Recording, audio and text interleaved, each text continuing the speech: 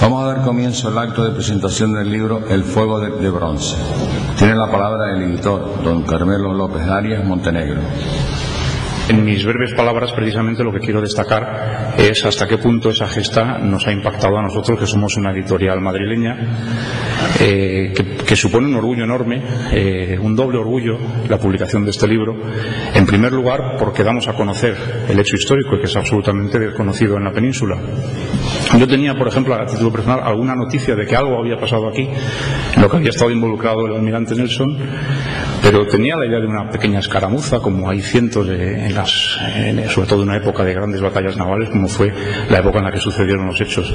Y claro, al leer el original de Jesús Villanueva, descubrimos que la importancia histórica de lo que sucedió aquí merecía ser dado a conocer, por supuesto intensificar su conocimiento aquí, pero también en la península, donde apenas se sabe nada de ello, ¿no? Entonces nuestro primer orgullo es poder servir a ese objetivo. Y luego el publicar la primera novela de lo que creemos que es un gran autor, porque quizá por centrarnos mucho en el aspecto histórico del 25 de julio, podemos olvidar que El fuego de bronce es una novela excepcional. De hecho, cuando nosotros la leímos y hicimos la valoración editorial, que realmente nos sorprendió. Un primer autor, una gran madurez, una trama muy bien construida y sobre todo que apenas pasaba el tiempo, ¿no? Es una novela que se empieza a leer y digamos y se devora. Pues con ese doble orgullo hemos publicado esta obra, estamos muy satisfechos y puedo anunciarles que se está preparando ya la segunda edición, es decir que realmente el éxito que está empezando a tener entre el público está respondiendo a la calidad que tiene. Y reiterando mi agradecimiento es lo único que quería decir, así que muchas gracias y pues esperamos el mejor éxito para esta gran novela y que sirva para dar a conocer este hecho. Muchas gracias.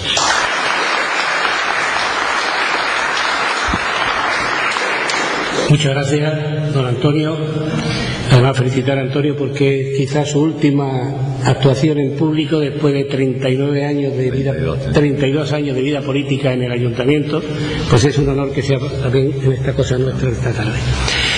Ilustrísimos, ilustrísimas señoras y señores, queridos amigos de la tertulia, amigos del 25 de julio y amiga que está por ahí, Ana María, queridos compañeros de Mili, que ya uno se va haciendo viejo, pero hay compañeros de Mili modernos por aquí, queridos amigos también de la asociación, de la agrupación de milicias universitarias. Gracias a todos, como ha dicho don Carmelo, por venir esta tarde aquí. Bueno, y familia Villanueva también, claro está, que sois los más importantes. Como ha dicho don Carmelo, gracias a todos por venir esta tarde aquí y acompañar a Jesús en esta presentación de su gran obra. Y gracias a Libros Libres, porque sin vosotros esto no lo hubiéramos celebrado, seguro, pese a la valía, como has dicho, de la novela. Gracias al Ayuntamiento, a la corporación que acaba de terminar su legislatura, porque nos ha permitido utilizar este hermoso salón, y en especial, aunque no forme parte de los que se van, a don Manuel Pío, porque siempre se vuelca con todo lo que sea cultura. Y gracias muy especiales a Jesús por volver a... No te digo lo del animal que tropieza dos veces en la misma piedra, pero porque su primer libro se lo presenté yo, y yo creo que más que mis méritos, porque aquí hay sentadas muchas personas que saben mucho más que yo del 25 de julio y que sobre todo tienen mayor capacidad oratoria que yo, que él me ha vuelto a elegir quizá por el afecto que me dio a su padre y el cariño que nos tuvimos como vecinos. Bueno, no he saludado también porque hay varios vecinos de aquí de Pi Margal 23 que han acudido también a arroparnos a Jesús y a mí. De la biografía de Jesús no voy a hablar nada, porque a Jesús lo conocemos todos, y hemos venido todos aquí por estar con él. Todos sabemos que llegó de niño, todos sabemos que aquí se ha hecho hombre, que aquí ha hecho su vida, que aquí ha escrito sus novelas, que se dedicó al mundo empresarial, y que esperamos que esta no sea la última novela. Es lo que le deseamos, como te lo diré al final también, Jesús, que no sea tu último libro. Vamos a ver una cosa. Yo mi intervención la voy a dividir en 4 partes, digamos. La primera voy a hablar de la importancia que tiene la novela histórica para una persona normal y corriente, y como la persona más normal, bueno, muy normal no, pero más corriente que conozco soy yo, pues hablaré de lo que ha significado la novela histórica para mí. Luego nos centraremos en el 25 de julio, un poco. Luego hablaremos de la novela en sí, y al final pues me permitirán, como viejo, que le dé 2 consejos a Jesús para su futuro. A mí desde siempre dicen que me gustó la historia. Mis padres siempre me ponían libros de historia en Los Reyes, bueno, Los Reyes no los traían Los Reyes, pero mis padres se encargaban de escribir libros de historia. Yo leía entonces con 6 años, aquí personas mayores que hay se acordarán, Cuchifritín, Celia, se acordarán del inefable niño inglés Guillermo Brown, con sus amigos Pelirrojo, Enrique, Douglas y el inseparable Jumbo el perro. Se acordarán del guerrero del antifaz en la sempiterna lucha contra el malvado Alicán. Se acordarán del TVO, aquel con Don Pío, con las hermanas Gilda, etcétera, etcétera, toda aquella gente. Pues junto a esos libros que yo tenía allí, mi hermano y yo, mi padre nos iba poniendo y otros libros de historia. Eran de esta colección que quizás alguno recuerde, que se llamaba Páginas Brillantes. Nosotros teníamos en casa, pues no sé, 10 o 12 libros de estos: Sagunto, Numancia, Fernando III el Santo, que a mí me encantaba, su madre doña Berenguela, Hernán Cortés, bueno, varios libros de estos. Eran unos libros de la editorial Araluce de Barcelona, del año 47, 48, 49, son de esos años, y eran unos libros con muy buena presentación para los que en aquel momento vivíamos en España. Pues bien, tanto estos libros que casi se podía considerar que eran un ensayo para niños, porque eran unos libros serios, no eran libros de mucha aventura. Y como los libros de historia, que acordaros que estudiábamos en el colegio, todo eran fechas y más fechas. Todos eran reyes y reinas y batallas, moros contra cristianos, conquistadores contra indios, españoles contra franceses, contra ingleses y contra quien se pusiera por delante. Pero todo eran batallas, batallas, batallas y mucho nombre. Y eso sí, los libros nos hablaban continuamente de palabras que hoy están un poquito en desuso, desgraciadamente, como sacrificio, como lealtad, como compañerismo, como amor a la patria, con otros conceptos siempre de sentido de compromiso que yo creo que a mí y a muchos de aquella época se nos grabaron en la mente, y en el momento de tomar un camino en la vida pues decidimos un camino que casi nos marcaban esas palabras de estos libros. Pero estos libros, con tantas fechas y con tantas batallas, llegaban a aburrir un poco. Pero un buen día, 11 años o así, apareció por Melilla, nosotros vivíamos en Melilla, un pariente de mi padre que me regaló un libro. Mi padre le diría que a mí me gustaban los libros de historia y me trajo un libro de historia. El libro se trataba de Napoleón en Chamartín, uno de los episodios nacionales de don Benito Pérez Galdós. Yo desde luego desconocía quién era el señor Pérez, aquel que había escrito el libro. El señor Pérez que yo conocía era un vecino que nos daba chocolatina de Nestlé, porque era el representante de Nestlé. Era el señor Pérez que conocía. El Pérez Galdós aquel a mí no me sonaba de nada. El tal Napoleón yo sabía que tenía un caballo blanco que conducía normalmente con la mano izquierda, porque a la derecha la llevaba el hombre siempre metida aquí en el preso solar, apretándose. Y lo que sí sabía yo que era Chamartín. Y yo sabía lo que era Chamartín porque a mí me gustaba el fútbol. Yo no sabía que Chamartín hubiera sido un poblado de alrededor de Madrid en el siglo XIX, ni un barrio de Madrid en la mitad del siglo XX. A mí me gustaba el fútbol, aunque yo era del Atlético de Bilbao, como todos los niños de entonces, llevados de ese halo romanticismo. Todos los chicos de aquel equipo eran de la misma entrañable vascongada, y qué bien sonaba aquel Iriondo Venancio Zarra, Panizo y Gainza, que mucha gente se acordará, que bien sonaba en nuestros oídos, y los imitábamos sin desmayo y sin descanso. Y yo por eso sabía que Chamartín era el campo del Madrid. Yo no sabía, y pensé en mi inocencia que aquel Napoleón tenía que ser lo que llaman un crack, que había venido a jugar, Napoleón y Chamartín, pues habría venido a jugar contra el Madrid o con el Madrid.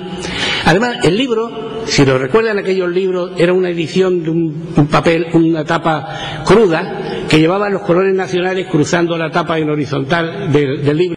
Además, tiene que ser internacional porque está la bandera de España ahí. Total, que yo cogí el libro muy contento, y cuando lo abrí pues me llegó una sorpresa tremenda, porque allí no había ni un balón ni nada que se le imaginara. Además, el libro me dio otra sorpresa, que no tenía ni principio ni fin. A mí los hermanos Lasalle me habían enseñado que cualquier obra que se respetara tenía que tener presentación, nudo y desenlace. Y aquel libro, no, el señor Pérez, el autor, se creía que yo conocía a los que estaban allí, que aparecían al principio, y yo no tenía ni idea de quiénes eran aquellos señores. Y el libro no terminaba casándose el chico y la chica, ni matando al malo. El libro no terminaba. Seguía abierto y la historia seguía. Total, que aquello me sorprendió un poco, pero sí hubo una cosa que me entró. El libro me costó trabajo leerlo, hay que reconocerlo, yo tendría 11 años, pero sí una cosa, que hubo parte del libro que me gustaron, porque me di cuenta que la historia esa que se hacía aburrida con letras mayúsculas también se podía contar como una novela o como un cuento. Fueron pasando los años y ya supe que el señor Pérez era don Benito Pérez Galdós, lo supe en las clases de literatura de nuestro inolvidable colegio La Salle, hay más de uno por aquí, del colegio La Salle, el Carmen de Melilla. Pero de la historia del siglo XIX tenemos que reconocerlo todos los de nuestra época. O a mí en el colegio me hablaron muy poco los hermanos, o yo estudié muy poco, o las dos cosas a la vez, pero lo cierto es que yo del siglo XIX no me enteré de casi nada. Y hay un salto en el tiempo, y ya soy teniente, y voy a Melilla destinado de nuevo, y los primeros reyes destinados allí, mi novia o mi mujer le escribe una carta a los reyes, y los reyes me regalan este libro. En la primera parte, la parte y media de la serie de los 5 series de los episodios nacionales de don Benito Pérez Galdós. Como ven, es un libro muy toqueteado, muy abierto, muy leído, y eso que yo no conocía, el consejo de don Francisco Martínez Viera, que le daba a las personas que hablaban del siglo XIX y le decía: lea usted los episodios nacionales o vuélvalos a leer si ya los ha leído, para enterarse de lo que ocurría en el siglo XIX. Y yo pronto me entusiasmé con la lectura de este libro, porque descubrí en las novelas de Pérez Galdós la cara oculta de los combates y de la batalla, lo que estaba tapado en la historia, lo que tapaban, lo que ocultaban las fechas, tantas fechas de calendario, tantas hojas de calendario, la majestática sombra de tantos reyes o la figura imponente de tantos héroes. Las novelas de Pérez Galdós hablaban y hablan de amor a la patria, de defecciones, de entusiasmo, de poderosos barcos y cañones, de política, pero también hablaban de la gente normal, hablaban de la vida. Cada uno de los protagonistas de la novela de Pérez Galdós es como aquel átomo que nos enseñaban a los artilleros en el curso de electrónica, que tenía muchos electrones girando alrededor. Los electrones eran los padres, los hermanos, los amigos, los superiores, los inferiores, los enemigos, pero todas esas personas, todos veían afectadas sus vidas personales por los acontecimientos históricos que se estaban desarrollando en paralelo a sus existencias. Los personajes de la novela de Galdós ya no eran la figura hierática del rey o del héroe allí en un halo. Eran personas como nosotros, que sufrían, que lloraban, que se reían, que comían o que pasaban hambre, según las circunstancias, o que les llegaba el miedo hasta el tuétano de los huesos. Recordarán ustedes, lo habrán leído todos, cuando Gabriel, el protagonista Gabriel de Araceli, por cierto me enteré el otro día que tu padre utilizó, don Rafael Zurita, ese seudónimo, Gabriel de Araceli, al principio. Pues don Gabriel de Araceli sube por primera vez al Trinidad, inmenso buque español, el Trinidad, nuestro buque insignia, y quedan horas para el combate de Trafalgar, cuando hay unos marineros que empiezan a tirar arena por cubierta, a esparcir arena por cubierta, y Gabriel pregunta: ¿y eso para qué es? Y entonces un grumete que va con él le dice escuetamente: es para la sangre. Y dice Pérez Galdós que Gabriel sintió terror por primera vez en su vida. Y la contraria, el viejecito pusilánime y timorato, que es el sacerdote tío de la protagonista, de Inesilla, que él mismo reconoce que no podía haber matado un pollito y en su vida había matado ni siquiera un gusanito, cuando está viendo los combates en la puerta del Parque de Montoleón el 2 de mayo de 1808, entre los balcones, en su ventana, se entusiasma, se envalentona. Y miren que yo había leído eso como artillero B, lo de Daoiz y Velarde y el teniente Ruiz, pero en aquel momento hay muchas más personas luchando y muriendo allí que Daoiz, Velarde y el teniente Ruiz. Y este viejecito, que es un cobarde, que es un timorato, un pusilánime, dice que se va a tirar a la calle. No con armas, dice, porque no me corresponde por mi condición de sacerdote, pero sí para alentar a esos valientes, diciéndole en castellano aquello que es dulce y honroso morir por la patria. Pues fue gracias a las novelas históricas de don Benito Pérez Galdós como yo pude remediar parte de mi enorme ignorancia sobre el siglo XIX. Comprendí, y yo desde entonces lo defiendo, que para una persona normal y corriente, una novela histórica que esté bien enmarcada, bien basada en hechos contrastados históricamente, documentalmente, es, si no la mejor, que habría que hablarlo, sí por lo menos la forma más amena de aprender historia y de querer la historia y de querer al país del que uno procede.